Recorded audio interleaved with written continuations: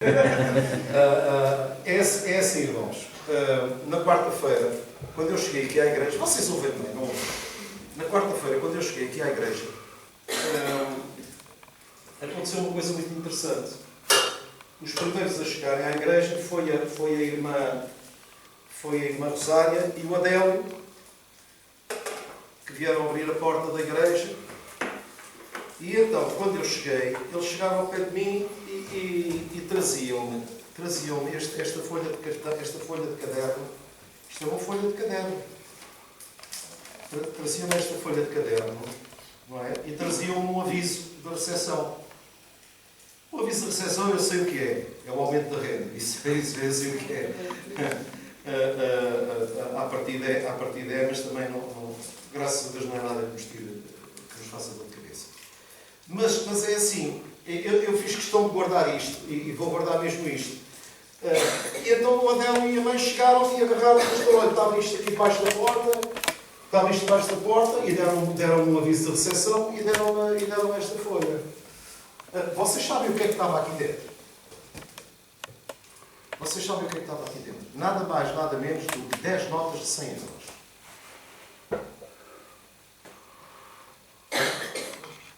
10 notas de 100 euros. Eu, a princípio, já fui como os outros discípulos quando oravam e o Pedro apareceu-se e disse: o Pedro deve estar preso ainda. Mas depois digo assim, depois olha e digo assim: será que as notas são boas ou são más? Isto deve ser uma pegadinha, deve ser uma brincadeira de mau gosto. Mas não, irmãos, eram 1000 euros em notas de 100. Quem é que pôs isto aqui? Não sei. Está aqui escrito 1000 com lápis. Está aqui escrito 1000 e tem aqui um D com um P. Um D com um ponto. Quem foi? Não sei. A Laurinda está a ouvir? Tá. Não sei quem foi. Mas uma coisa eu sei. O diabo não foi de certeza. É. E é interessante porque nós ficamos sem quem teria sido. Não é? Está aqui. O D não diz nada. O envelope feito com cartão. Quer dizer, está a saber, Dina? Isto não é nada que... Porque eu sei, se fosse algum irmão da congregação, não ia fazer isto, não é? Claro. Ele vem, normalmente é assim, a pessoa vem, ainda vimos a falar um bocado. Mas se eu quiser dar alguma coisa, não vou dizer a ninguém para não dar, ou vou dar às escondidas. Não, vou e dou. Agora, isto é... Irmãos, o que é que eu penso? Eu penso o seguinte: alguém que foi agraciado e que sentiu no coração o desejo de retribuir em função da bênção que recebeu, pode até nem ser membro da congregação, pode não ser membro da congregação, pode ser uma pessoa que nos assiste através da internet, pode ser uma pessoa aqui do Santo. Eu não sei. Agora, uma coisa eu sei: o dinheiro eram 1000 euros e o dinheiro é real, não é falso. Estão a ver? E eu quero partilhar isto convosco para nós termos a consciência de uma coisa. Na verdade, as coisas em Deus acontecem quando a gente menos espera. Agora eu podia chegar aqui: estão a ver, irmãos, é a minha fé e tal. E então era a minha fé. Não, irmãos, é assim. Nós temos que aprender a descansar em Deus. Confia no Senhor, entrega o teu caminho ao Senhor, confia nele e o demais Ele fará. Não há dúvida nenhuma que a palavra funciona. E isso é aí que nós temos que crescer, é aí que nós temos que chegar. Nós temos que chegar ao ponto de dizer assim: olha, se Deus dá, bendito seja. Se não dá, bendito seja. Nós não devemos adorar a Deus, nem devemos servir a Deus pelo que Ele dá ou pelo que Ele deixa de dar, porque isso é uma relação de interesse doentia. Porque é assim, eu não me relaciono com a Manela enquanto a Manela fizer o que eu quero. Quando a Manela não fizer o que eu quero, já não presta. Isso é um relacionamento doentio. E a Igreja nunca pode cultivar esse tipo de relacionamento. O que é que eu fiquei? Eu fiquei realmente apreensivo, fiquei grato, mas ao mesmo tempo apreensivo naquela. Quem seria? E o que é que eu tenho a ver com quem falei? Isto não foi uma oferta pessoal, foi uma oferta para a Igreja. Estão a ver, irmãos? E a única coisa que eu penso, e é bom que as pessoas que estão lá em casa também possam ouvir isto, eu não escondo nada. Porquê? Porque isto é uma das provas que, na verdade, se a pessoa não acreditasse no nosso ministério, nunca iria fazer isto. Nunca iria fazer isto. Então o ministério não significa o número de pessoas que ele possa ter ou não possa. Significa o propósito de coração. Por isso é que eu sempre disse: nunca lamentemos os poucos que somos. Somos aqueles que somos. Mais nada. A Bíblia nos ensina uma coisa muito importante. ser bom e fiel. No pouco me foste fiel, no muito te colocarei. E a palavra de Deus, ela não volta para trás vazia. Ela vai fazer exatamente o que ela disse. E ponto final. E isto é uma das formas que nós não temos nada... Olha, irmãos, eu aproveito a presença do Filipe e do namorado da Daniela e de todas as pessoas que aqui estão, para o seguinte. A nossa relação com Deus tem que ser uma relação despretensiosa.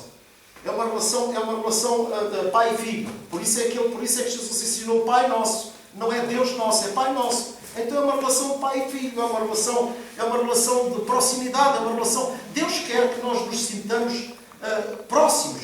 E nada da religião. A religião mata, a religião só destrói. A religião não faz bem a ninguém. Porque a religião torna as pessoas fanáticas.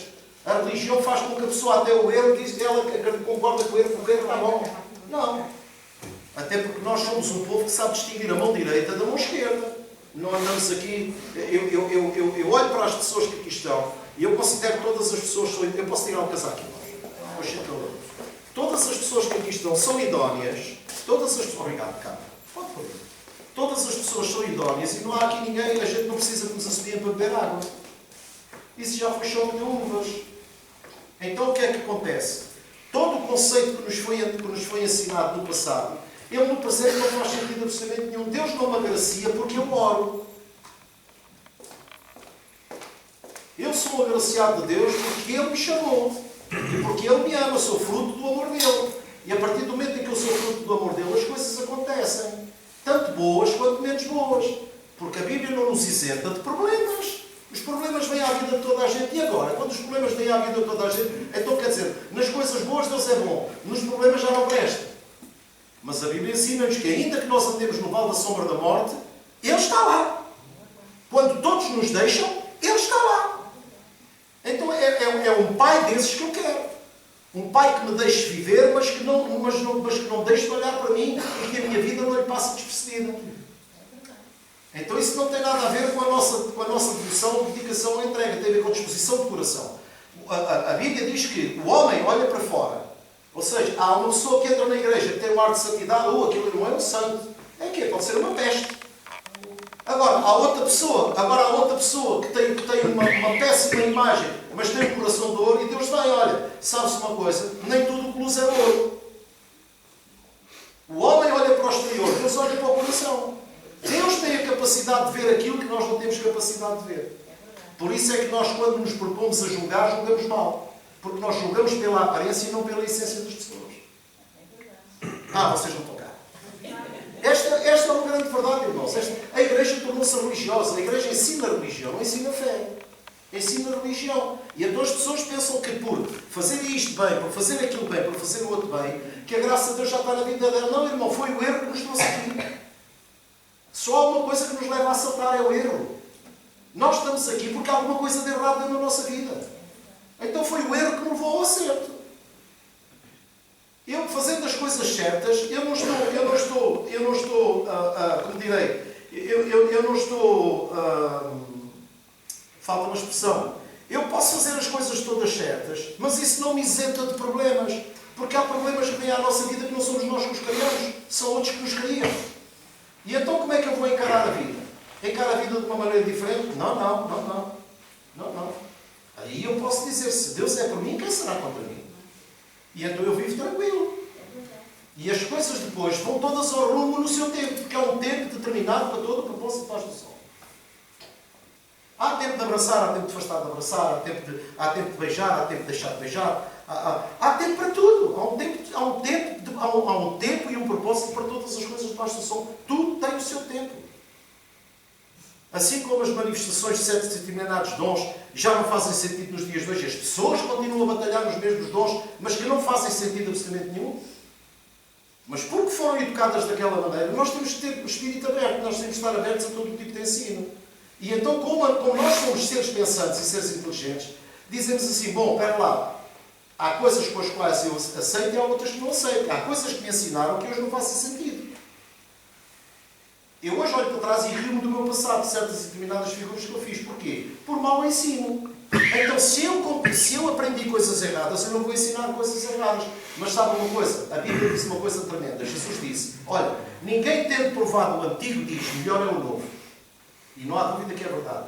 Por uma razão muito simples. Porque o antigo tornava as pessoas cativas, o novo liberta as pessoas. E as pessoas em liderança não querem que os crentes sejam livres. Querem dominá-los. Ou por medo, ou por ganância. Dá para o Senhor dar mais. É a manipulação da ganância.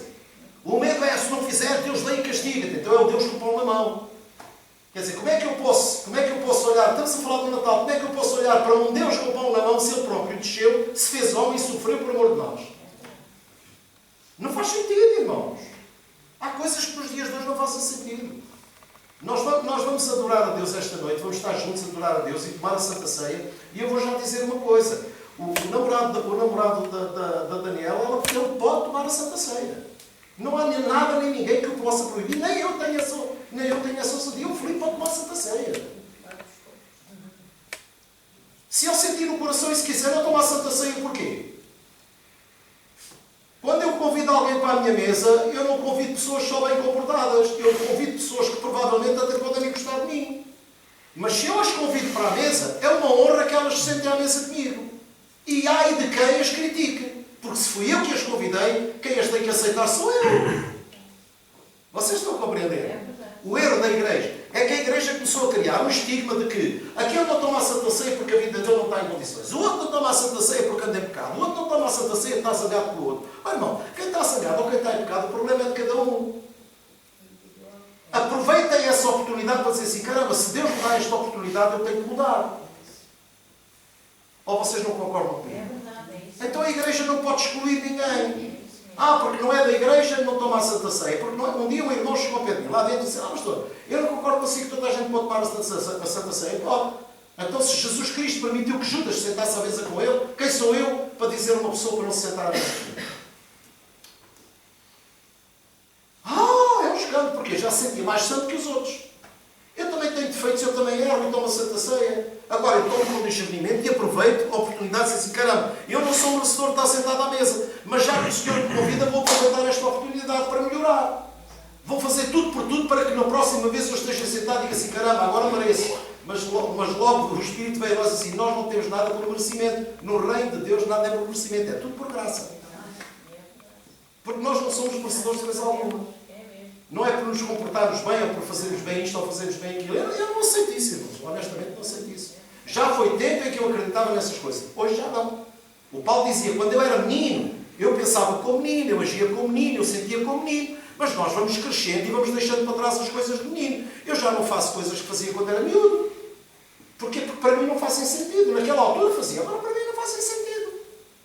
Então nós temos que nos desprender desses laços de religião, abraçar a fé verdadeira.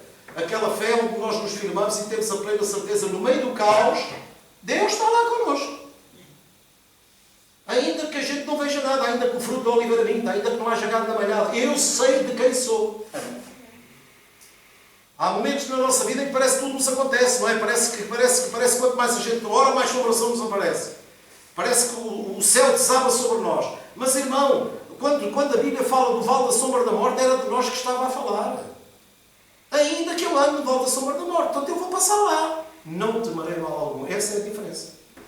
Deus não evita que nós passemos o vale da sombra da morte. Agora, Deus não permite é que nós passemos sozinhos. Amém? Esse é que é o lado bonito. E eu queria-vos falar do Natal de uma maneira muito simples, também para não vos tomar muito tempo. Para já, para quem não sabe, a Celeste não está bem. Ela está em casa, mas não está bem, mas já está melhor. Já está melhor. Graças a Deus já está melhor. Mas não tem sido fácil. Desta vez ela foi agarrada a sério. Eu queria que vocês abrissem a Bíblia em João capítulo 1 e vamos falar acerca do Natal de uma maneira diferente. No domingo passado nós falámos acerca do Natal e acerca da manjedoura. E muita gente, eu ficava muito indignado quando Jesus nasceu numa manjedoura. E eu ficava, caramba, não houve ninguém que lhe desse uma bébia em casa ou que abrisse as portas de casa para a Maria que estava grávida a poder dar à luz o miúdo em condições boas, não é? Não sei. Mas não, irmãos, nós temos que entender à luz das Escrituras o seguinte: nada que aconteceu na vida de Jesus foi por acaso. Tudo aconteceu porque já era o plano de Deus. E então nós aprendemos. Daniela, olha que isto é muito giro. Nós aprendemos uma coisa, porque eu também estou a ensinar aquilo que eu aprendi agora, há pouco tempo, através do ensino do Espírito. Nós olhamos para a manjedoura. O que é a manjedoura? É um lugar onde se põe comida, é ou não é? E Jesus veio para quê? Para ser comido. Jesus faz um trajeto da manjedoura para a mesa.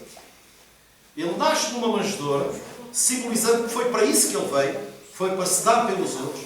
Ele vai da manjedoura para a mesa, porque ali era o lugar da partilha, era o lugar que ele desejava, e quando ele chega à mesa diz assim: agora vocês vão compreender o que é que eu nasci na manjedoura. Tomai e comei, este é o meu corpo. Ele dá-se como alimento para o ser humano. E então agora já faz sentido. Eu digo assim: não, espera lá, Jesus nasceu numa manjedoura, porque ele já tinha que nascer numa manjedoura, porque já era plano de Deus. Ele não nasceu cheio de mordomias. Depois, mais tarde, quando ele foi homem, quando ele cresceu, a Bíblia diz que ele se esvaziou de si mesmo, tornando-se semelhante aos homens, um homem como nós. E isso é muito bonito. Esse é que é o simbolismo do Natal. O símbolo maior do Natal foi o desejo de um Deus que quer comungar com o seu povo.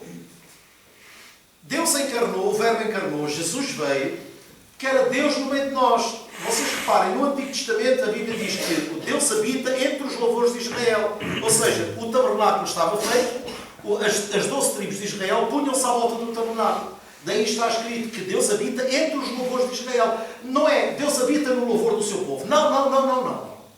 Deus habita entre os louvores de Israel. Porquê? Porque as tribos louvavam dia e noite. E o tabernáculo estava ali. E o símbolo da presença de Deus, nós sabemos que era a Arca da Aliança. Certo? Então reparem, essa era a razão pela qual há o dito que Deus habita entre os louvores de Israel. Deus não habita no louvor do seu povo.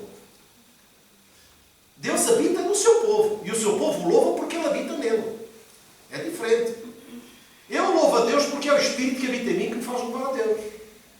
Eu não louvo um Deus que está de fora. Eu louvo um Deus que está dentro de mim. Eu não adoro um Deus que está de fora. Eu adoro um Deus que está dentro de mim. Porque se assim não for, não faz sentido eu ser o templo de Deus. Porquê é que o templo foi destruído? Precisamente para o povo entender que não é no espaço e no tempo que Deus está. Deus está onde Ele escolhe estar. E Ele está dentro de nós.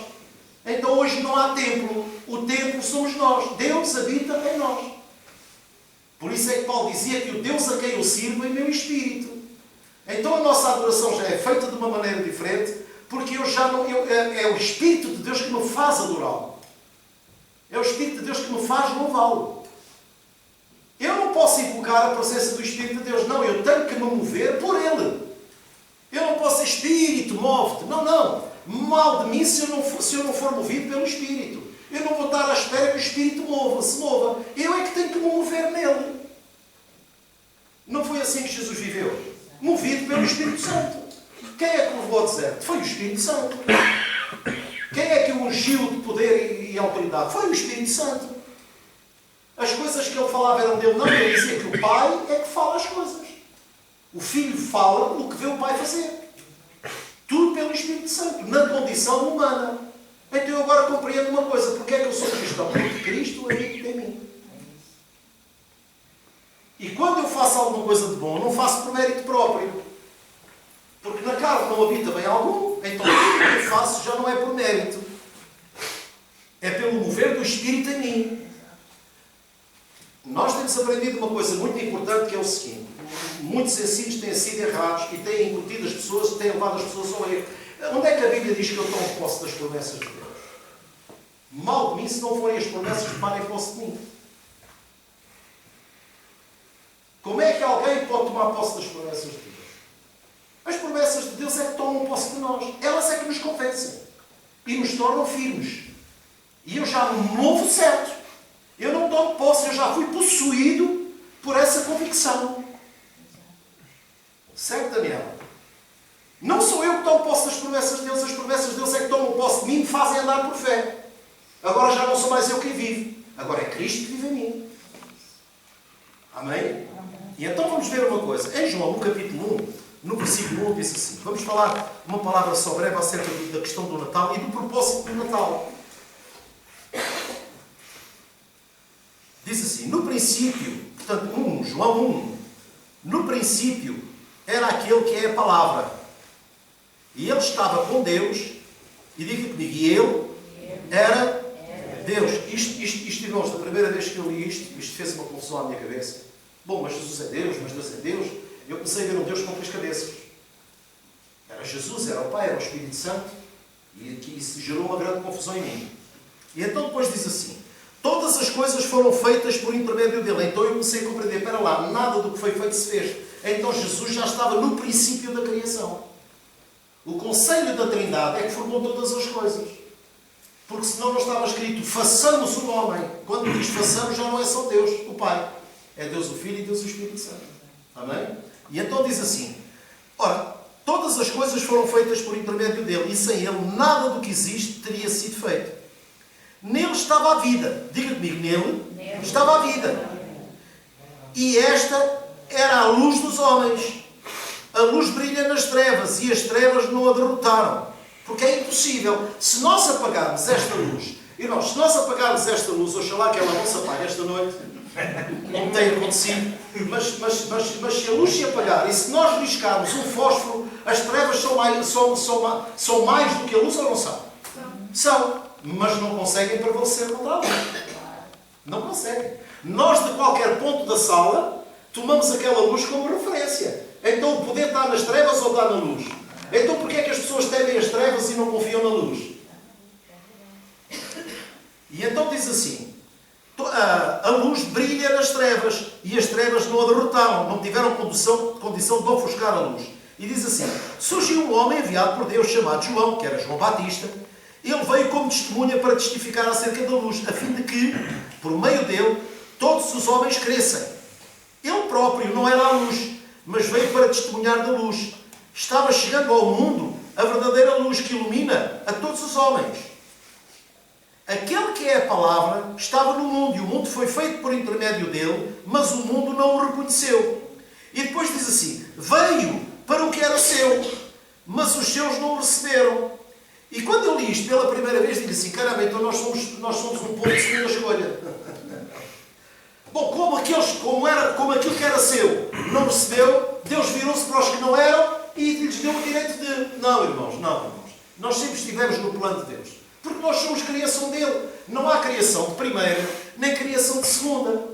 Então nunca podíamos ser povo de segunda escolha. Porque nós somos criação dele. E nele não há acesso a pessoas. Agora, foi revelado o plano de salvação a toda a humanidade. Porque Jesus, quando mandou os discípulos, disse assim: olha, não tomeis rumo aos gentios, nem entreis em cidades samaritanas. Portanto, ele deu uma condição prioritária: ide primeiro às ovelhas perdidas da casa de Israel. Porque aquelas estão perdidas, elas têm que ser achadas. E os outros têm que ser chamados. Para fazer de todos os diferentes um povo só para si. E então depois ensina uma coisa muito bonita. Diz assim: aquele que é a palavra estava no mundo, e o mundo não foi feito por intermédio dele. Mas o mundo não o reconheceu. Veio para o que era seu, mas os seus não o receberam. Contudo, aos que o receberam, aos que creram em seu nome, deu-lhes o direito, ou o poder. Outras Bíblias têm a tradução poder. Ou seja, poder é condição de. Deu-lhes o direito de se tornarem filhos de Deus, os quais não nasceram por descendência natural, ou não nasceram nem da carne, nem do sangue, por descendência natural, ou por descendência natural, nem pela vontade da carne, nem pela vontade de algum homem, mas nasceram de Deus. E depois diz assim: aquele que é a palavra tornou-se carne. E aqui começa o Natal. Aqui é que o Natal começa. O Verbo se fez carne e habitou entre nós. Porquê? Porque esse era o desejo de Deus. O desejo de Deus sempre foi comungar com a sua criação. O amor de Deus é tão louco que viu a sua criação perder-se e disse assim: não, espera lá, eu não vou permitir que a minha criação se perca. Ainda hoje eu ouvi um comentário de um pastor muito conhecido, mundialmente conhecido, e eu não concordo com ele, em absoluto, não concordo. Em que diz que não, a nossa festa é a Páscoa, a nossa festa é a Páscoa. Irmãos, se não houvesse Natal também não havia Páscoa. Alô? Se Jesus não tivesse nascido, como é que nós tínhamos um Salvador? Então a Páscoa não faria sentido para nós. Se não houvesse libertação da escravidão, não havia lugar para a Páscoa nos judeus. Teve que haver alguém que Deus usou para os tirar da escravatura, que foi Moisés, não é? E para os dirigir à terra prometida. Assim também nós precisávamos de um Salvador. E esse Salvador agora foi Deus. E isto aqui, o bonito do Natal é isto, irmãos. Quando o Natal acontece, sabe o que é que aconteceu? Quem é que quer abrir a Bíblia em Lucas 16:16? para me ajudar a ler, para não ser só eu a ler. Lucas 16:16. É um dos segredos da Bíblia que por vezes as igrejas não falam para manter as pessoas cativas. Porque quando querem manipular as pessoas, pegam no Antigo Testamento. Quando é para agradar às pessoas, pegam no Novo Testamento. Irmãos, às vezes a doutrina da igreja é como um shaker. Pega tudo e mistura tudo. Não pode ser, irmãos. Não pode ser. Eu nasci em 1957 anos depois de Cristo. Eu nasci debaixo da lei. Eu não nasci debaixo da lei, eu nasci debaixo da graça. E você também. Querem ver? O que é que abriu? Lucas 16:16. Que querem ler? Está aqui. Então leia lá, Laurinda, se faz favor. Lucas 16:16 diz: a lei e os profetas vigoraram até João. Sabe quem é este João? Desde esse tempo vem sendo anunciado o Evangelho do Reino de Deus. E mais? E todo O homem homem se esforça para entrar nele. Então repara uma coisa. Quando a Bíblia diz em Lucas 16:16 que a lei e os profetas vigoraram até João, então a lei a partir de João deixou de vigorar. É mais fácil. Certo, Filipe? A lei e os profetas vigoraram até João. Portanto, a palavra profética, Jesus Cristo no Natal, foi o cumprimento da palavra profética. Todos os profetas apontaram para Jesus, apontaram para o Salvador, era o príncipe da paz e tudo mais. Então, quando Jesus nasceu, a Bíblia diz para que se cumprisse o que estava escrito. Ou seja, Jesus foi o cumprimento da profecia. Até a ida dele à cruz era o cumprimento da profecia. Toda a profecia se cumpriu. As últimas palavras de Jesus na cruz do Calvário foram estas: Pai, a ti entrego o meu Espírito, está consumado. E quando ele diz está consumado, já não resta mais nada. Tudo o que Deus tinha que fazer estava feito. Tudo o que Deus tinha que fazer em Cristo estava feito. Agora, a quem é que foi deixada a responsabilidade? À igreja. Porque a igreja é o corpo de Cristo. A responsabilidade agora já não é Jesus que vai fazer, agora é a igreja que vai fazer em nome de Jesus. É como um pai que tem uma empresa e agora ainda digita ao filho para tomar conta da empresa e agora ele diz: olha, agora já não sou eu que faço, agora vais tu fazer em meu nome. Certo, Joaquina? Então é importante nós termos esta consciência. Todas as coisas nos foram passadas a partir do momento em que Jesus Cristo nasceu. O reino de Deus, não foi a velha aliança, foi o reino de Deus que começou a ser proclamado. E o Evangelho do Reino foi sempre a pregação de Jesus Cristo. E a Bíblia aqui ensina uma coisa tremenda, dizia: aquele que é a palavra tornou-se carne e habitou entre nós. E vimos a sua glória, ou seja, constatámos, já não era a palavra do profeta. Nós vimos o cumprimento da profecia perante os nossos olhos.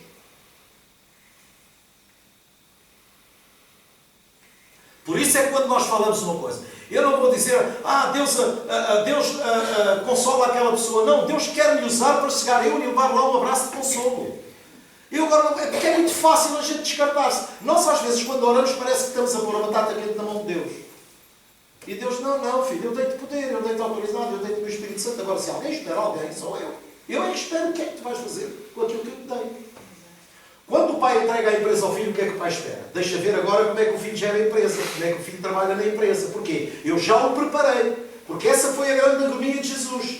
Jesus dizia: até quando estarei convosco, até quando vos sofrerei ainda. O cuidado de Jesus era, ele tinha o tempo contado. O tempo do seu ministério era aquele. Ele tinha que deixar os discípulos preparados. E a agonia dele era, quando os discípulos não conseguiam fazer as coisas, ele ficava: até quando estarei convosco? Até quando vos sofrerei ainda? Eu não quero que vocês dependam de mim. Eu quero que vocês aprendam comigo, mas não dependam de mim.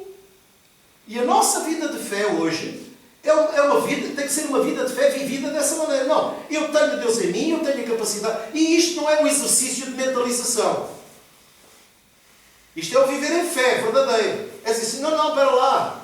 Eu passo por estas dificuldades, eu passo por aquelas contrariedades, mas eu estou de pé. Se eu estou de pé, eu posso dizer: se Deus é por mim, quem será contra mim? E aí nós encontramos em nós essa verdadeira força. Essa é que é a fé verdadeira. Não é falar as coisas tipo gíria. Eu sou mais vencedor, eu posso todas as coisas, o diabo está debaixo dos meus pés, mas entretanto os problemas vêm, as dificuldades vêm, e como é que nós reagimos às coisas? Foi para isso que Jesus veio e se tornou homem e habitou entre nós. E o dado interessante de Jesus é: ele não usou da capacidade sendo Deus, não usou da capacidade divina que tinha, irmãos. Ele tornou-se um homem como nós. Para quê? Para nós hoje não termos termos argumentos, dizem, mas ele era Jesus. Ele disse, olha, se vocês crerem em mim, vocês vão fazer as mesmas obras e vão fazê-las maiores ainda. Então significa limitação para nós. Nós é que nos autolimitamos. Ou não será? Ou será que eu estou a ver mal?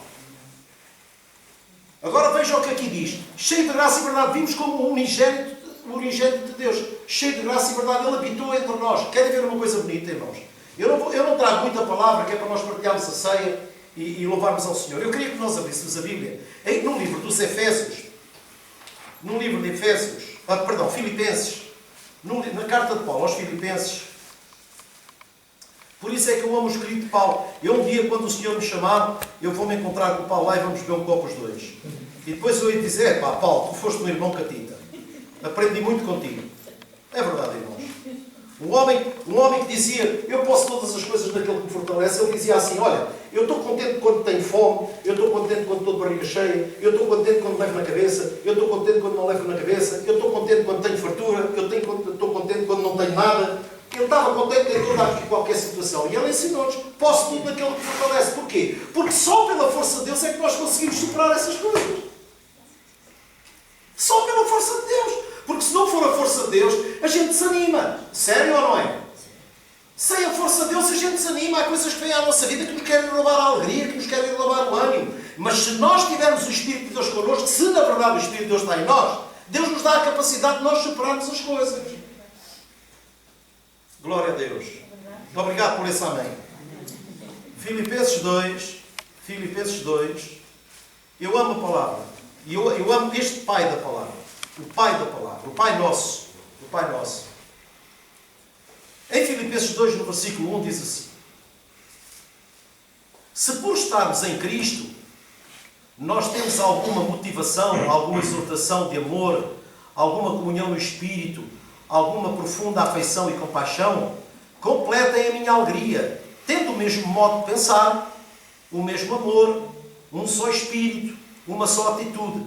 Nada façam por ambição egoísta, ou por vaidade, ou por vanglória, dizem outras traduções, mas humildemente considerem os outros superiores a vocês mesmos. Irmãos, isto é tão verdade, irmãos. Isto é tão verdade. Nós nunca, nenhum homem se estribe no seu próprio entendimento. Eu não posso considerar superior ao Paulo, mas em que é que eu sou superior? Em que é que eu sou superior ao Filipe? Em que é que eu sou superior à Manela? Sou superior em quê? Em nada. Agora, se eu for humilde, eu já tenho a condição de descer ao nível dos outros, tornando-me igual a eles, para que não haja diferença, e aí nós podemos nos ajudar mutuamente. E foi isso que Jesus veio fazer quando se tornou homem. Ele se despiu de toda a glória. Querem ver? Isto é muito interessante. Diz assim, versículo 4. Cada um cuide não somente dos seus interesses, mas também dos interesses dos outros. Porque esta é a fé verdadeira. A fé verdadeira, olha, irmãos, olhem para mim. Principalmente para verem a minha gravata. A verdadeira fé não é aquela fé voltada para eu agora tenho um carro, eu agora tenho uma casa, eu agora tenho um bom ordenado, eu agora tenho... sou eu. Então o centro da minha fé já não é Deus, sou eu. Isso é um erro. É um erro. A verdadeira fé é a fé altruísta. Porque, repare, Jesus disse assim, olha, não estejam inquietos por coisa alguma. E isto são princípios bíblicos que nós não podemos perder. Porque aqui é que está a essência da verdadeira fé. A primeira coisa que Jesus disse é, não andem ansiosos por coisa alguma. Ou seja, não se estressem. Hoje você vai à farmácia, os antidepressivos são aquilo que está mais em ruptura. Porque é depressões para aqui, depressões para ali. E a primeira coisa que Jesus ensinou foi, nada de stresses. O primeiro a falar do stress foi Jesus. Não estejam inquietos por coisa alguma. Quando vocês estiverem inquietos, vocês orem, libertem-se, mandem para cima de mim que não há problema nenhum, que eu estou aqui para aguentar tudo. E depois a paz de Deus, excede todo o entendimento, vai guardar o nosso coração. E então o que é que aqui está a falar? Diz assim uma coisa interessante. Ora, cada um não cuide somente dos seus interesses, mas também dos interesses dos outros. Seja a vossa atitude a mesma que houve em Cristo Jesus. E agora é aqui que eu quero falar a questão do Natal. O Natal é o quê? O Natal é isto. Olha, que sendo igual a Deus, portanto, não é o Pai que é maior que o Filho, não é o Espírito que é maior que o Pai. Não, irmãos, na Trindade há igualdade, irmãos. Há igualdade na Trindade. Não é mais importante o Pai do que o Filho, nem o Filho e mais importante que o Espírito Santo. Muitas pessoas dizem, mas como é que se pode explicar a Trindade? A Trindade não é fácil de explicar, mas há uma coisa que a gente pode considerar. Como é que se chama aquilo que você parte para fazer uma omelete? E como é que o ovo é composto? Como é que ele é composto? É composto pela casca, pela clara e pela gema. É trino ou não é trino? É trino ou não é trino? Como é que se chama isto? Ovo. Um ser trino é um ovo. Você não vai chamar é a clara do ovo, é a gema do ovo e a casca do ovo. Então é o Espírito de Deus, é o Filho de Deus e é o Deus Pai. Será que é difícil de compreender? Não é. Então não é de estranhar a Trindade, irmãos. Agora para o seguinte, até porque, veja bem uma coisa. A diferença que nós podemos considerar em Jesus Cristo é a seguinte. Jesus se fez carne, foi ou não foi? Então ele não podia ser, ele sendo em forma de Deus, não teve por usurpação ser igual a Deus, que é isso que nós vamos ler. Porquê? Porque ele deixou de ser omnipresente. Jesus estava confinado ao espaço onde estava. Porque se Jesus estava em Jerusalém, já não estava na moita, já não estava no Montijo. Então onde é que Jesus está? Em Jerusalém. Então ele abdicou da sua divindade para se tornar como um de nós. Pastor, mas como é que isso é possível? Nós temos exemplos bíblicos. Quando Lázaro morreu, o que é que as irmãs disseram? Olha, mestre, se tu tivesses cá não tinha acontecido isto. Foi ou não foi? Mas o que é certo e sabido é que aconteceu. Ele não estava lá. Não foi pela questão de estar ou não estar, é porque aquilo tinha que acontecer. É como nós às vezes não compreendemos porque é que as coisas acontecem na nossa vida, mas depois mais tarde olhamos para trás e dizemos assim, agora compreendo porque é que aquilo aconteceu. É interessante. Às vezes há coisas más que acontecem na nossa vida para confirmar o que está escrito. Todas as coisas cooperam para o bem daqueles que amam a Deus. Mesmo que eu não entenda, aquilo vai cooperar para o meu bem. E mais tarde eu vou ver que cooperou para o meu bem. Irmãos, o Jó não perdeu a família, o Jó não perdeu os bens. Por isso é que está escrito, melhor é o fim das coisas do que o princípio delas. O que é que Jó ganhou? Mais elementos de família e mais bens. O dobro de tudo o que tinha tirado, de tudo o que tinha perdido. Porque depois de uma tempestade sempre vem a bonança, irmãos. A gente não pode julgar a nossa vida pelo momento que nós estamos a viver agora. A minha vida, irmãos, eu estou aqui e a minha mulher está na cama. Mas eu estou em paz. Eu estou em paz. Porque, olha, fazer mais do que eu faço não posso. Ela está nas mãos de Deus e eu estou em paz. E isto não é presunção, isto é descansar em Deus, irmãos. Entrega o teu caminho ao Senhor, confia nele e o que mais Ele fará. Está escrito ou não está? Ou não está? Irmãos, não há poder que apague o que Deus escreveu. Não há poder que apague. E então, continuando a ler, diz assim: seja a vossa atitude a mesma que houve em Cristo Jesus, que embora sendo Deus, não considerou ser igual a Deus. Era algo que devia, era algo a que se devia apegar, mas esvaziou-se de si mesmo e se sentia servo, tornando-se semelhante aos homens. Para quê? Para não levar vantagem. Jesus disse assim, olha, tende bom ânimo, eu venci o mundo. Porquê é que ele diz isto? Porque, olha, olhem para mim, como eu venci o mundo, vocês têm condição de vencer também. E o que é vencer o mundo? O que é vencer o mundo, irmãos? É dar tareia no diabo. É pôr o diabo debaixo dos pés. É amarrar o diabo. A igreja leva o tempo todo a amarrar o diabo, se calhar com cordas podres, e o diabo continua-se a espojar na vida das pessoas a fazer delas o que quer. E elas continuam, estás amarrado, estás paralisado. E eu vejo o diabo espojado no chão a rir-se. Quando o ensino básico da Bíblia é não deis lugar ao diabo. Como é que eu paraliso a ação do diabo na minha vida? Irmão, na minha casa só entra quem eu quero. Na minha vida só entra quem eu quero. Porque eu tenho o poder de decidir quem aceita e quem não aceita. Se eu vejo que as coisas são do diabo, apenas não as aceito. Ponto final, acabou. Eu não lhe dou lugar. O que é a palavra diabo? É adversário. Tudo aquilo que se opõe ao plano de Deus para a minha vida, eu não aceito. Então eu estou a vencer o mundo, irmãos. Os amigos vão para os copos. Eu não vou por aí. Eu posso beber um copo ou outro, eu também bebo, eu sei as minhas limitações. Eu não passando as minhas limitações, eu estou a vencer o mundo, irmãos. Eu não estou a tornar como o mundo.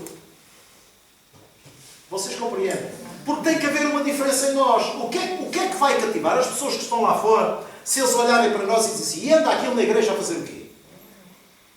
Se a minha vida não vai falar, a transformação que a palavra tem produzido em mim, o que é que as pessoas vão ver diferente em mim? Sou uma pessoa comum como outra qualquer, que faz as mesmas borradas que os outros fazem, e ponto final. Então eu não sou inspiração para ninguém. Por isso é que a Bíblia diz que sem santificação ninguém verá o Senhor. Deus só pode ser visto na minha vida se eu me santificar, se eu me separar para Ele. Então as pessoas vão ver alguma coisa diferente em mim. E aqui diz que Jesus Cristo se despiu, ou seja, Ele tornou-se igual a um de nós, para nos encorajar, irmãos. A dizer assim, vocês pensam que eu encarno? Vocês ainda não sofreram até ao sangue, diz a Bíblia. Jesus veio viver, irmão, nós só temos Evangelho porque Ele veio viver o Evangelho. Porque o Evangelho é a vida e a obra de Jesus Cristo. O Evangelho, para mim, é um curso prático de vida. É um curso prático de vida. Nós não lemos os Evangelhos para saber citar versículos bíblicos. Nós lemos os Evangelhos para aprender a viver com Jesus. Como Ele viveu.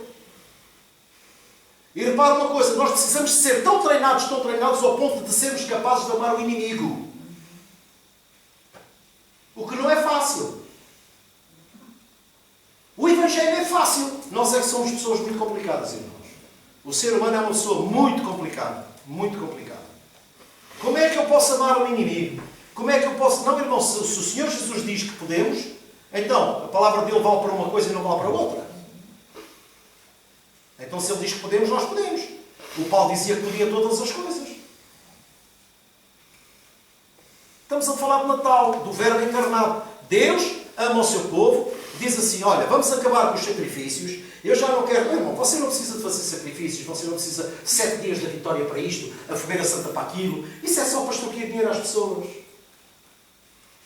Desculpe, eu sei que sou mau pastor, mas eu vou-vos falar aquilo que eu tenho no coração. Isso é engano. Isso é a cenoura à frente do burro, que as pessoas correm e não apanham. Eu posso morrer teso, mas pelo menos morro em paz. Porque a verdade é essa, diz aqui assim, olha, mas ele se esvaziou a si mesmo, diz o verso 7. Tornando-se semelhante aos homens. Sendo encontrado em forma humana, humilhou-se a si mesmo. Ninguém o humilhou. Irmãos, há muita gente que diz, quem é que tirou a vida a Jesus? Aqueles é que foram os culpados, os outros é que foram os culpados. Irmãos, Jesus tira a culpa de cima de toda a gente e diz assim, olha, a vida de mim mesmo a dou para de novo a tomar. Portanto, ninguém tira de mim a vida. Eu dou a de mim mesmo para de novo a tomar. Mas foram os judeus que o escravizaram, foram os romanos que o crucificaram. Irmãos, crucificaram porque ele foi à cruz em obediência. Ele podia orar, ele disse, então se eu quisesse, eu não orava e o meu pai não mandava para aqui legiões de anjos e o problema estava resolvido. Não, mas foi para isto que eu vim para pagar o preço por vocês. Então se alguém pagou o preço por mim, eu não tenho nada que pagar. Então já não restam sacrifícios. Porquê é que as pessoas vão ao pé de Fátima? Por ignorância. Porque eu respeito-as. Eu respeito-as. As pessoas que vão a Fátima a pé, eu respeito-as, mas elas ignoram. E ignorância, irmão, não é pecado, é carência de conhecimento. A palavra ignorante não é uma palavra, como é que eu ia dizer, depreciativa das pessoas, não, é denotar uma carência das pessoas. Eu ignoro muita coisa da vida, eu não conheço tudo, não sei tudo. Agora, a partir do momento em que eu tomei conhecimento disto, houve coisas que deixaram de fazer sentido e me revolta porque a igreja tem consciência disso, mas ela esconde a verdade às pessoas. Porquê? Porque assim pode promover negócio. Através do Evangelho. Ou estou errado? E a verdade é esta, diz aqui assim, sendo encontrado em forma humana, humilhou-se a si mesmo e foi obediente até à morte e morte de cruz. Por isso, Deus o exaltou à mais alta posição e lhe deu o nome que está acima de todo o nome. Para que ao nome de Jesus Cristo se dobre todo o joelho nos céus, na terra e debaixo da terra, e toda a língua confesse que Jesus Cristo é o Senhor para a glória de Deus Pai. Ponto final. Eu já um dia vos disse aqui que tive uma vez uma visão, eu não sou muito de visões, nem de sonhos, nem de nada disso. Nem de profecias, nem de nada disso. Mas tive uma vez uma visão que me esclareceu como era o trabalho salvador de Jesus. O trabalho salvador de Jesus era eu ia passar a estrada de um lado para o outro. Eu acho que já contei isso aqui. Eu ia passar a estrada de um lado para o outro e entretanto veio um caminhão, eu ia ficar debaixo do caminhão, entretanto vem alguém chamado Jesus que me empurra para o lado de lá e quem fica lá é ele. Ou seja, ele se sacrificou por mim. Eu passei ileso para o lado de lá e ele se sacrificou por mim. Eu vejo assim o sacrifício da cruz. Mas, irmão, se ele não tivesse nascido, se não houvesse Natal, portanto, Natal não é quando o homem quiser. Natal foi porque Deus quis. Porque isso é música, poesia e som. Natal é quando o homem quiser. É o quê? Natal foi. E agora já não é o menino nas palhinhas. Agora é o herói que está sentado à direita do Pai que intercede por nós. Ele já deixou de ser bebê. Ele já não está nas palhinhas. Ele agora está no trono. Ele agora está no trono. Amém? Então nós não estamos a celebrar o Natal com o menino com as palhinhas. E aqui vamos voltar outra vez ao presépio. É idolatria ao presépio, irmãos. Onde é que a Bíblia fala que o presépio é idolatria? Idolatrar alguma coisa é devotar-se a ela. O dinheiro é Deus de muita gente. E muita gente, pelo amor ao dinheiro, se corrompe. Agora o presépio. Se a criança gosta dos bonequinhos, é uma forma da gente os educar para lhes dizer o que é aquilo. É uma forma de evangelizar. Mas há ciclos religiosos em que criticam e condenam. Ah, não! O presépio e tal, o presépio é idolatria. Não é nada de idolatria, irmãos. Idolatria, olha, sabe uma coisa? Idolatria é aquilo que você coloca no seu coração à frente de Deus. Isso é que é idolatria. Não são só imagens, não é o quadro da Sagrada Família, nem é isto, nem é aquilo. É o que você tem no seu coração. E você, por exemplo, pode ter muita coisa no seu coração à frente de Deus. Ou, por exemplo, o filho. Isso é idolatria. Deus disse, não traz outros deuses diante de mim. E nós já aqui falámos com muita importância. A única moeda que era aceita no templo era aquela que não tinha a cara de ninguém. Porque Deus não aceita a idolatria. E Deus não quer partilhar a sua glória com ninguém. A glória é dele, não é de mais ninguém. E então aqui a Bíblia é clara. Pedro Paulo continua a falar. Por isso Deus o exaltou soberanamente. E lhe deu um nome que está sobre todo o nome. Para que ao nome de Jesus todo o joelho se dobre. Olha, irmãos, ouçam uma coisa. Jesus Cristo, ele foi ungido. Ele não tinha poder. O poder foi-lhe dado. A Bíblia diz que Jesus foi ungido com o Espírito Santo e com virtude. Para quê? Para desempenhar o papel dele aqui na terra. E o que é que aconteceu connosco? Não foi a mesma coisa? Quando o Senhor derrama o Espírito Santo, o que é que Ele diz? Ele diz que repartiu os dons para com os homens. Nós podemos não ter todos os dons centrados. Essa foi a diferença em Jesus. Jesus tinha a plenitude dos dons. Nós não. Mas sabe que isso já tinha que ser assim para quê? Para que todos nós dependêssemos uns dos outros. Para que nós partilhássemos uns com os outros. Porque só juntos é que formamos o corpo de Cristo. Porque se eu tivesse a preeminência de todos os dons, eu me tornava Deus de vocês. Vocês não estão cá. Então as coisas na Bíblia não são por acaso. Está a ver, Marisa? Na Bíblia as coisas não são por acaso. Porquê é que Deus não deu os mesmos dons, todos os mesmos dons aos apóstolos? Eles curavam quando queriam? Não. Eles curavam quando Deus entendia que deviam curar. O paralítico estava à porta do templo. Quantas vezes eles foram à oração e o paralítico continuava lá? Até que um dia Deus disse, olha, hoje é o dia, Pedro, vai lá e fala lá com ele e põe-o a andar, que aquilo não é vida para ele. Foi naquele dia. Não é pela vontade do homem, é pela vontade de Deus movida no homem.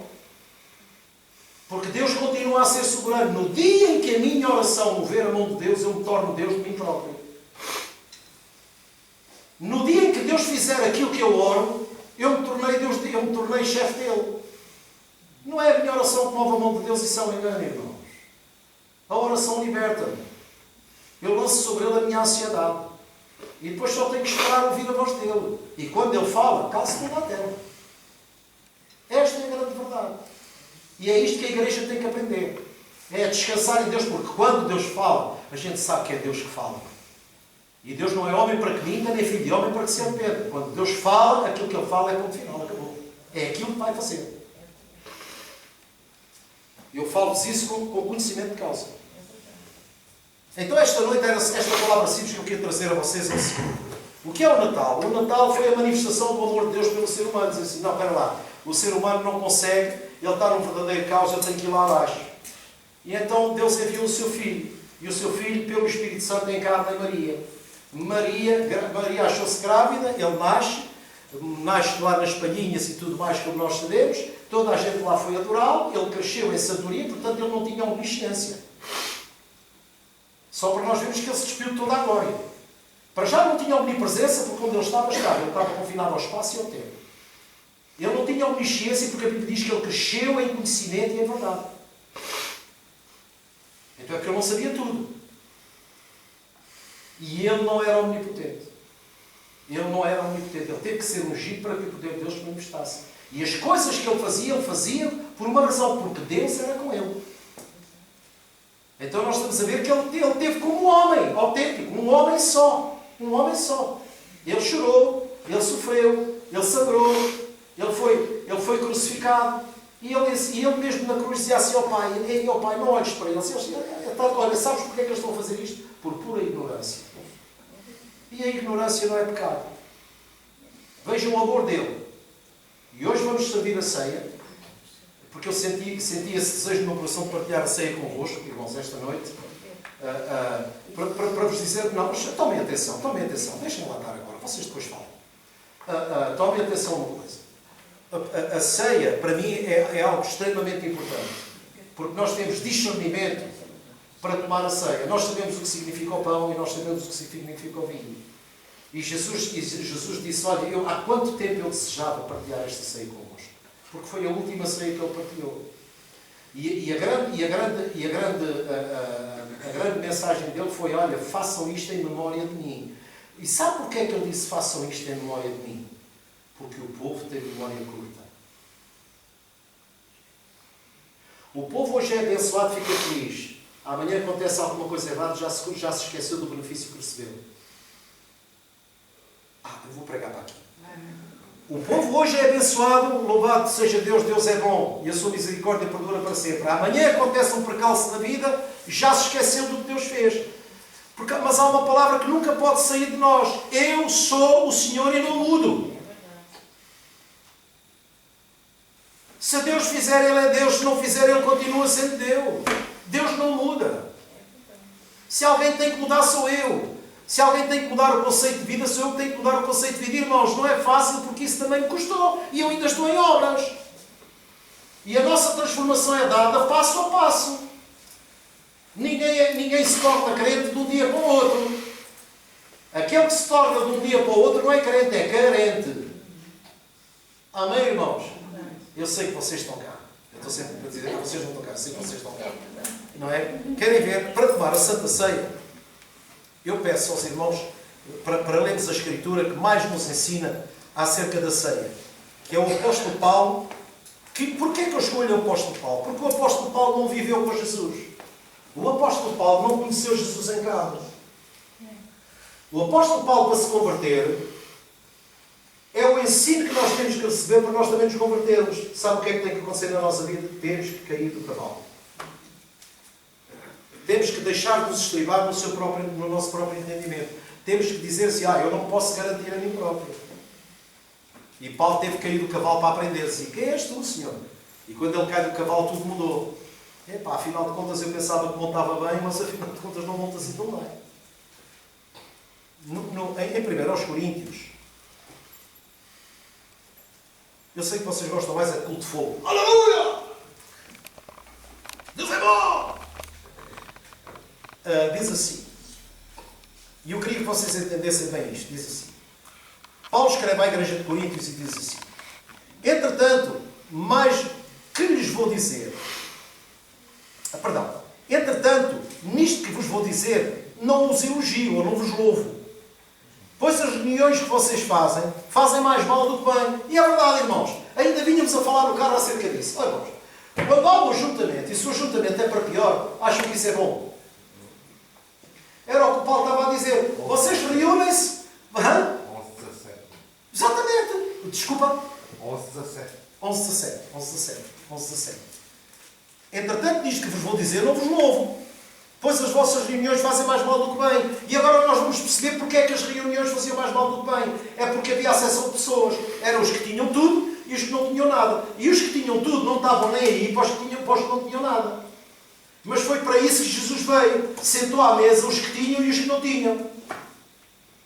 E então diz aqui assim, em primeiro lugar, ouça que quando vocês se reúnem como igreja, repare, como vocês se reúnem como igreja, mas vocês não são igreja. Da maneira como vocês se reúnem como igreja, mas não são igreja.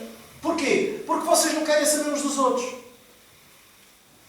E então diz aqui assim, há divisões entre vocês, e a certo ponto eu creio, pois é necessário que haja divisões entre vocês. Para quê? Para que sejam conhecidos qual dentre vocês são aprovados. Ora, quando vocês se reúnem, não é para comer a ceia do Senhor, porque cada um come a sua própria ceia, sem esperar pelos outros. Assim, enquanto um fica com fome, o outro se embriaga. Será que vocês não têm casas onde comer e beber? Será que a igreja agora é uma taberna?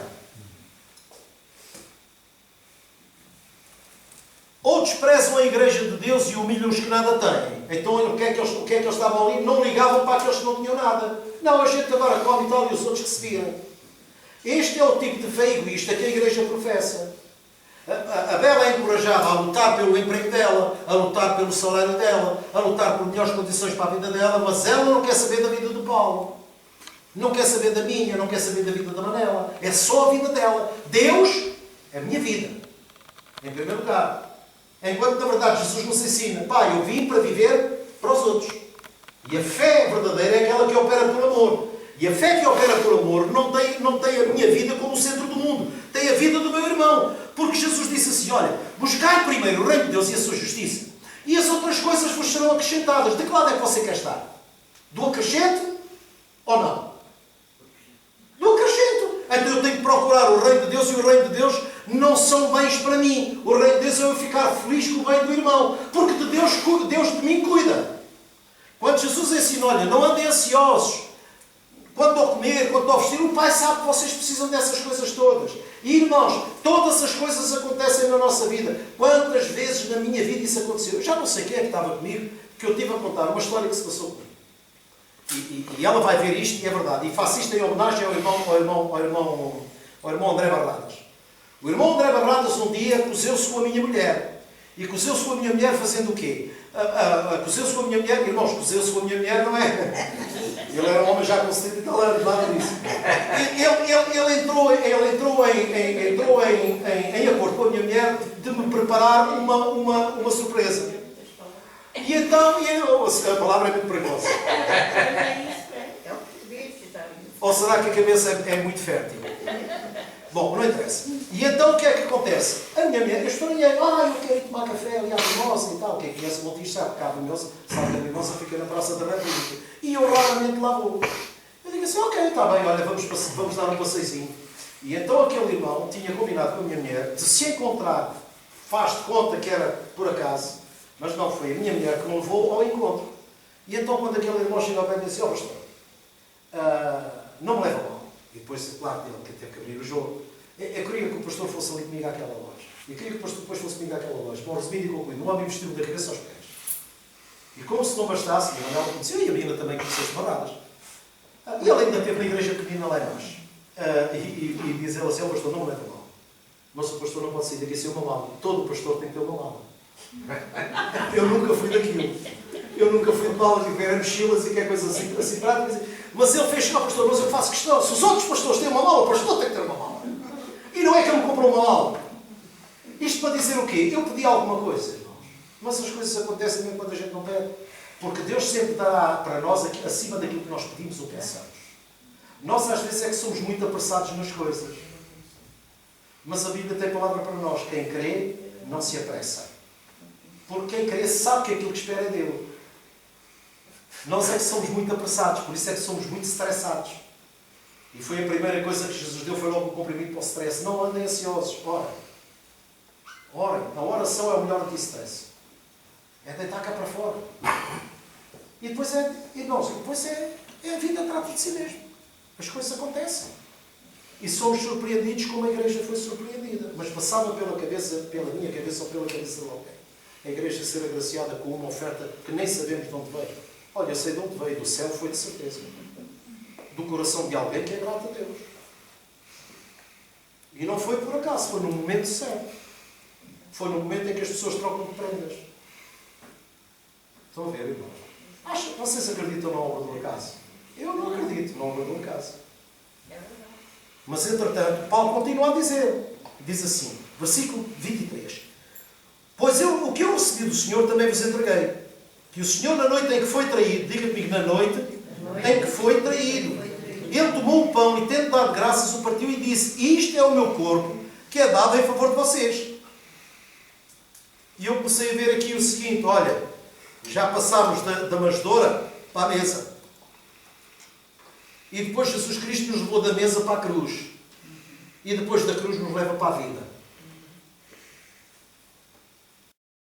Este é o traço do Evangelho.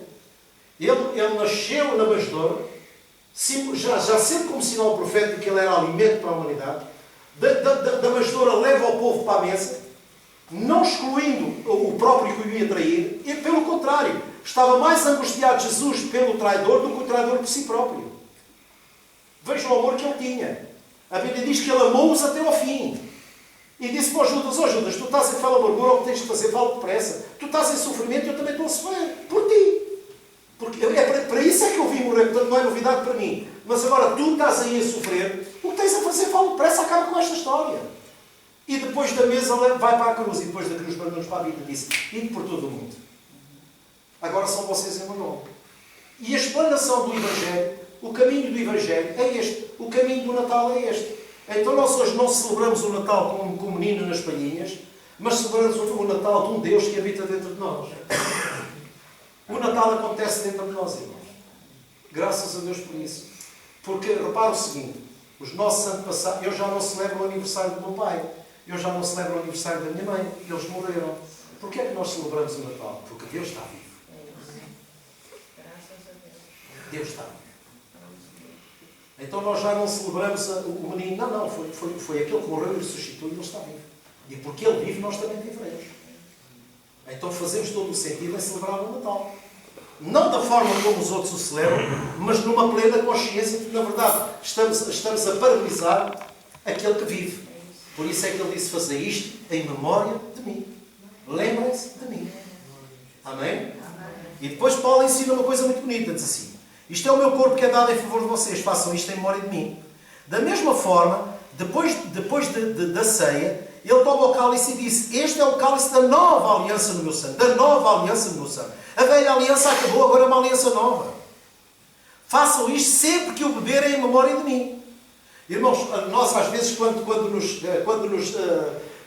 nos comunicamos, ou no fim de ano, quando nós estamos uns com os outros, olha, bebe lá um copo por mim que eu bebo um copo por ti. É ou não é? É a mesma coisa. Jesus dizia, quando bebes um copo, lembra-te de mim. Beba a minha saúde, bebe em memória de mim. E então depois diz assim, façam isto sempre que o beberem em memória de mim. Porque sempre que comerem este pão e beberem deste cálice, vocês anunciam a morte do Senhor até que Ele venha.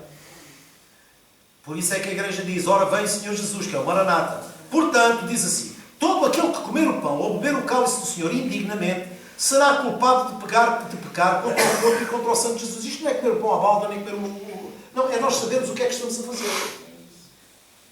E depois diz assim, examine-se cada um a si mesmo. E aqui é o ponto-chave da Escritura. Examine-se cada um a si mesmo. E o que é que diz? E então, coma. A Bíblia proíbe comer. Como é que te chamas? Marcos. Desculpa lá eu dirigir-me a ti, está bem? Eu sou assim. O Marcos, não é, eu não estou sempre a tomar ou deixar de tomar. O Marcos se sentiu no coração e diz, não, eu quero participar da ceia. Mas quem é que pode dizer ele que não pode participar da ceia?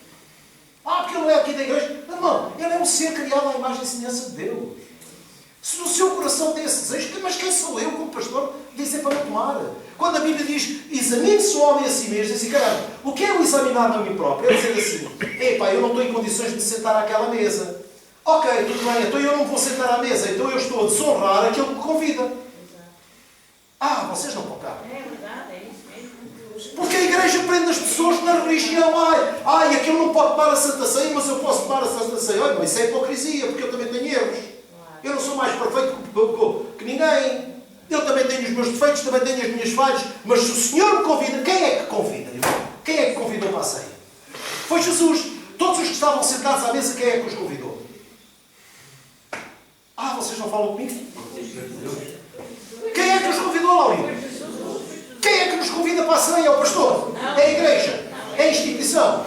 É Jesus, porque nós fazemos isto em memória dele. Então não há ninguém que tenha o direito de dizer aquilo. Tu não tomas e tu não tomas. Tu pertences à católica, não tomas, tu pertences... Oh, irmão, não, o da católica está cá, ele lá só come pão, mas aqui come e bebe vinho. Pronto. Que eu ainda não consegui perceber porque é que lá não bebe vinho. Porque o vinho é só para o padre porquê? O padre é mais puro que o outro.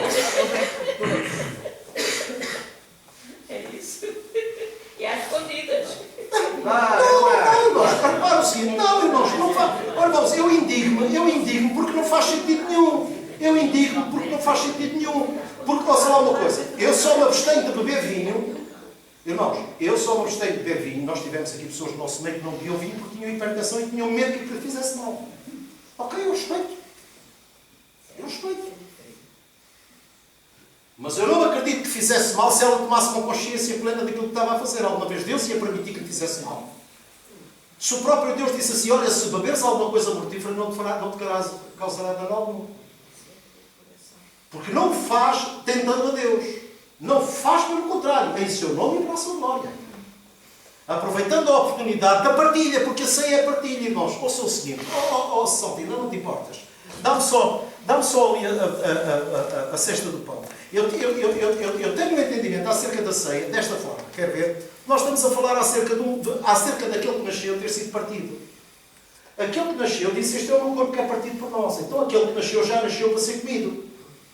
Pela humanidade. Ele deu a vida pela humanidade. Ninguém a tirou. E agora repara o seguinte. Estes pedaços de pão, isto não foi um pão inteiro. Foi um pão inteiro. Agora está em pedaços. Está ou não está? Mas deixa de ser pão? Então assim também nós, sendo diferentes, não podemos deixar de ser igreja por sermos diferentes. Porque nós partilhamos do mesmo Espírito e professamos a mesma fé. Então eu não posso proibir, seja quem for, de ser participante da ceia. Porque este é o pão vivo que desceu do céu e dá vida a todos. Então isto para mim é mais do que um símbolo. É um sinal de partilha. A ceia é partilha. Quando nós nos juntamos para comer e para beber, não é partilha. É partilha. É o prazer que está na mesa. E a mesa é um lugar de partilha. A mesa não é lugar de farta brutos. A mesa é um lugar de partilha. Eu vou-vos dizer uma coisa, irmãos. Sabe o que é que eu fiz na minha casa? Eu tirei a televisão da cozinha. Na cozinha não há televisão. A gente senta-se, come e fala. Porque hoje em dia a vida é feita para ocorrer que as pessoas não falam umas com as outras. E esta é uma verdade muito crua. E há problemas de família precisamente por falta de diálogo. E as crianças já estão a ser educadas de uma forma errada. Eu estou aqui a dizer perante as câmaras, irmãos, os meus netos, quando chegam à minha casa, tudo que seja novas tecnologias, estão a entrar. Um dia disse para um neto meu, então, mas tu não vens para ver o avô? Então se tu pegas a essas coisas, já não falas comigo. Não me vieste ver. Há um tempo determinado para todo o propósito. Eu não sou contra as novas tecnologias. Muito pelo contrário. O futuro passa por aí. O presente e o futuro passa por aí. Mas todas as coisas têm que ser com pontapés em dedo. E as pessoas não falam, as pessoas não comunicam, porque é mais confortável um pai deixar o filho estar a brincar com a PlayStation para o deixar tranquilo. E não partilha nada com o filho. E há problemas dentro das famílias precisamente por falta de conversa, por falta de diálogo, por falta de comunicação. Desculpem se eu estou a ser duro, mas a verdade é esta. E Deus não quer isso. Deus chamou para a mesa para dizer, ó Judas, olha lá, vai lá tu, ó Judas, tu ainda tiveste a presunção de agarrar foste tu que foste molhar a mão, foste molhar. Quer dizer, tu quiseste dar o sinal aos outros que eras o mais próximo de mim, afinal de contas és aquele que está a ler a corda. Mas sabes uma coisa, Judas? Faças o que tu fizeres, eu não vou te deixar de amar por isso. Que grande amor, irmão. Que grande amor. Você ter ao seu lado uma pessoa que vai espetar a faca nas costas e você está a dizer assim, o mal está em ti, mas sabes uma coisa, eu tenho pena de ti. O meu amor é tão grande que eu tenho pena de ti. E eu sei onde é que tu vais acabar, sei como é que vai acabar a tua história. Ó Judas, tu vais te enforcar. Mas não foi por falta de oportunidade. Então nós temos a tempo de reparar a nossa vida e de nos arrependermos de coisas que possamos ter feito ou não, ou coisas que possamos ter intencionado fazer. Vamos travar e vamos aproveitar esta oportunidade de estar aqui na ceia e dizer, Senhor, obrigado pelo convite. Eu não me considero uma pessoa digna, mas não é pela minha dignidade que eu me sinto, porque não é por merecimento, é por tua graça. Tu me convidaste para me dares uma oportunidade para eu me examinar a mim próprio e dizer assim. Porque é muito fácil eu olhar para a vida da Manela e criticar a vida da Manela. Ah, Manela assim, Manela assim, Manela assim, Manela assim. E a Manela podia ter, dizer assim, oh pastor, mas espera uma coisa, você não tem espelho em casa. Então você é assim, você é assado. Também não gosta. Então nós temos que nos examinar a nós mesmos. Para quê? Para nós podermos tirar a trave que está no nosso olho, para termos a condição de tirar o argueiro que está no olho do irmão. Estou a falar bem ou mal? É verdade. E é isso que Deus quer. É isso que Deus quer. Que nós aprendamos com Ele que acima de tudo há uma palavra que ninguém pode apagar ou ofuscar. Amor. Amor. Este livro é um livro de amor, desde o princípio até ao fim. Muita gente lê o Antigo Testamento e vê que é santo para aqui, santo para ali, santo para lá. Todas as coisas aconteceram por amor. Todas as coisas aconteceram por amor. É difícil de compreender, mas a verdade é esta. Deus lutou por amor do seu povo. Deus tudo fez para proteger o seu povo. Deus enviou o seu Filho por amor do seu povo. Deus enviou a sua palavra para salvar o seu povo. O projeto de Deus é o seu povo. E nós somos povo de Deus. Amém. Amém? Somos povo de Deus. Eu peço a quem vem servir a ceia, para nós levantarmos aqui os símbolos da ceia. Eu peço ao David para subir, ao José também.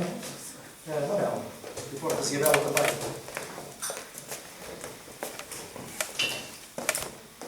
Glória a Deus. Deus é maravilhoso, amém? Deus é maravilhoso. Graças a Deus. Eu não chamo a Cristina porque ela está, tem a garganta menos boa. Graças a Deus.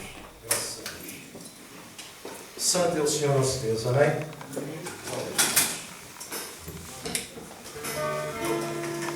Aleluia, aleluia. Santo, santo, santo, santo, santo. Graças te damos, Senhor, na noite em que tu foste traído, tomaste o pão e dando graças o partiste e disseste, este é o meu corpo que é partido por vós. Santo, santo, santo, santo, santo. Oh, sangue precioso, oh, sangue de Jesus, oh, sangue valioso, que me branqueia como a neve. Oh, sangue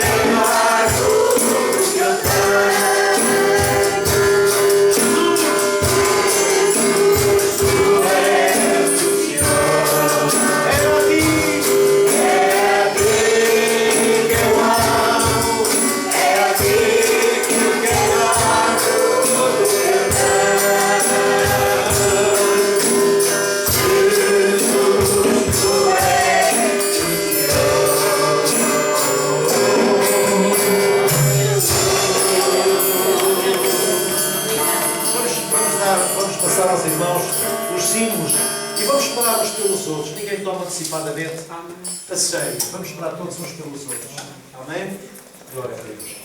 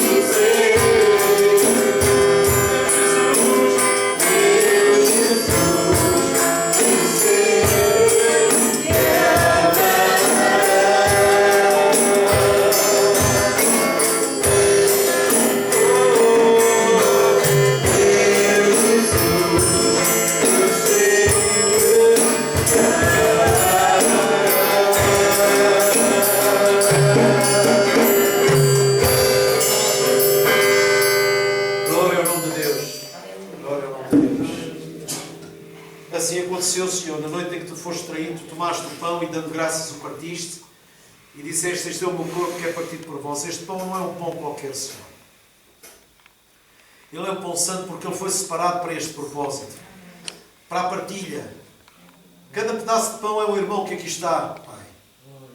E nós, por questões de segurança, não vamos trocar os símbolos, mas no nosso íntimo, Senhor, nós os trocamos porque somos iguais. Fazemos parte uns dos outros. Pai Santo, que o Teu Espírito Santo mantenha estes pedaços ungidos e unidos para que seja formado o pão da vida, que é o corpo de Cristo, que é a sua igreja. Em nome de Jesus. Então comando-o em Teu nome e para a Tua glória. Amém. Da mesma forma, Senhor, Tu, depois de teres ceado com os Teus discípulos, de teres partilhado esse momento de confraternização, o Teu amor nunca foi beliscado. Amaste-os até ao fim. Sofreste-os até ao fim. E então este cálice é o sangue da nova aliança, o sangue da nova aliança, o sangue da nova aliança. A velha aliança já passou, Senhor. Esta é uma nova aliança, selada pelo Teu sangue. Amém. Então bebamos em Seu nome e para a Sua glória. Amém.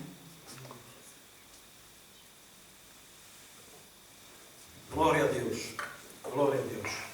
Deixem-se estar assim. Não precisam de recolher agora. Deixem-se estar assim.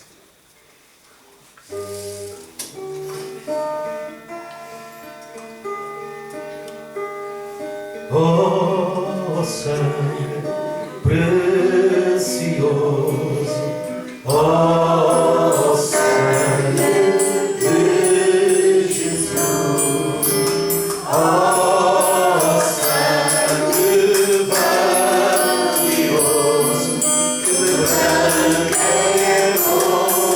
minha neve, oh, sangue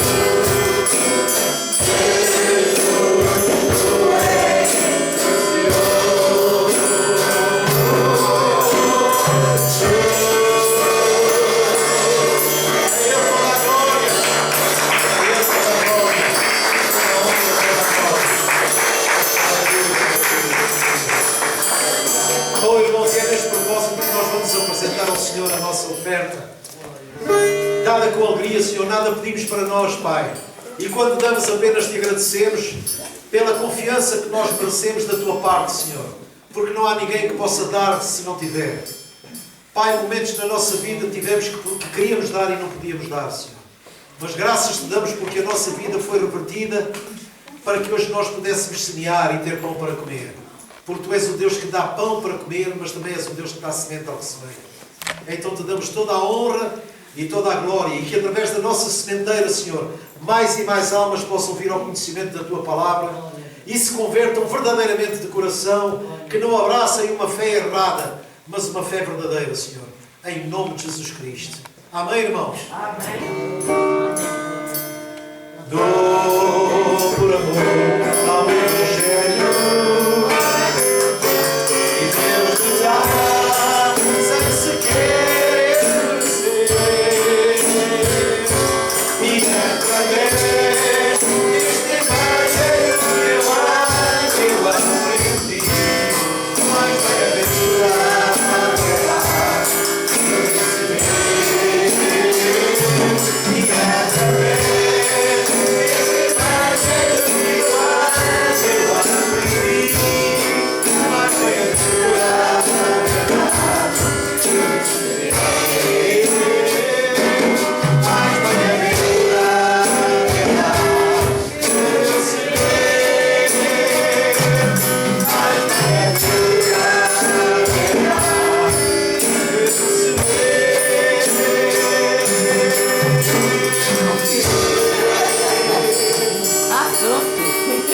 graças te damos, Pai. Graças te damos, Pai. Te louvamos e agradecemos por tudo. Por tudo o que tens feito, por tudo o que tu nos tens proporcionado. Senhor, eu te agradeço por cada irmão, por cada irmã. Pai, não posso esconder a alegria de ver o Filipe. Não posso esconder a alegria de ver as suas filhas também aqui no nosso meio, a tia. Pai, há alegria no meu coração, Senhor. Porque, apesar da distância, nunca deixámos de nos amar. E isso é fruto teu, Senhor. É fruto teu que aprendemos a separar as águas e a respeitarmos uns aos outros. Independentemente de todas as coisas, o amor, Senhor, o amor sempre vence, o amor não acaba. E a tua palavra declara que o amor é a tua essência. Quem não ama não conhece Deus, porque Deus é amor. Então, obrigado pelo amor que nos tem unido, pelo amor que está aqui presente nesta sala, por esta celebração singela, Senhor, mas de coração. E tu procuras aqueles que te adorem em espírito e em verdade, Senhor. Não é pela nossa arte no cantar, pela nossa arte no tocar. Sabemos que temos muitas lacunas, mas também sabemos, Senhor, tu procuras aqueles que te adorem em espírito e em verdade, que no seu coração tenham o propósito certo. Então te agradeço por esta noite, Senhor, pelo privilégio. Te agradeço por tudo o que estás fazendo na vida da minha esposa, bem como em todos os irmãos e irmãs que neste momento possam estar acamados sem nós termos conhecimento disso, Senhor. Ser propício a cada um deles em nome de Jesus. Porque nós não os amamos mais do que tu os amas. Isso é impossível, Senhor. Então te agradecemos, eles estão nas tuas mãos e há paz no nosso coração. Te agradecemos por cada um deles, como se eles estivessem presentes. Pai, oramos também para que tu possas proteger todos aqueles que se deslocaram em viagem para as suas famílias, Senhor. Que eles possam ter chegado em paz e que possam regressar também em paz e segurança. Em nome de Jesus. Pai, oramos isso de uma forma fervorosa, porque a estrada, Senhor, tem roubado tantas vidas, tem ceifado tantas vidas. Senhor, poupa-os, guarda-os e protege-os. Não só a eles, Senhor, mas a todos aqueles que andam na estrada. Que a tua proteção seja uma constante, seja uma realidade, no santo e poderoso nome de Jesus. Quanto a nós, nos resta agradecer pela vida que nos tens dado e pela certeza de que andemos por onde andarmos, Senhor, tu sempre serás connosco. Não nos deixarás nem nos desampararás. Esta foi a tua promessa e é nela em que nós nos firmamos, no santo e poderoso nome de Jesus. E os irmãos que aqui estão, digam comigo. Amém. E a Deus toda a glória. Desejo aos irmãos uma santa noite a todos. Que tenham uma consoada em família, de preferência, em paz e harmonia. Como a Bíblia diz, ide comei as gorduras e bem as doçuras, mas não abusem. Mas alegrai-vos do Senhor, porque a alegria do Senhor é a nossa força. Amém? Essa é a palavra do profeta. Quarta-feira cá estaremos no grupo familiar, em nome de Jesus. Não, quarta-feira aqui. Quarta-feira aqui, no grupo familiar. E eu dou graças a Deus pela pessoa que não sabemos quem foi, que lançou essa oferta para a igreja. Seguramente Deus não permitirá que nada lhe falte. Isto foi um sinal de alguma coisa que aconteceu. Não é, Deus? Eu penso assim. Tia, como é que está?